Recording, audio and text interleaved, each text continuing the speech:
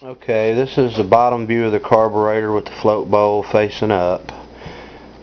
Vacuum line sticking out here. These two screws come out here, and we can see inside the float bowl.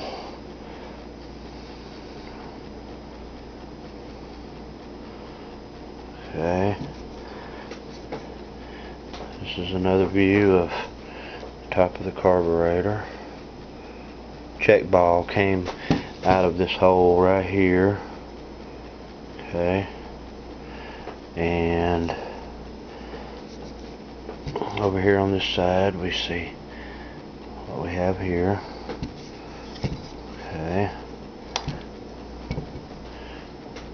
Alright, and this is another view of the side of the carburetor.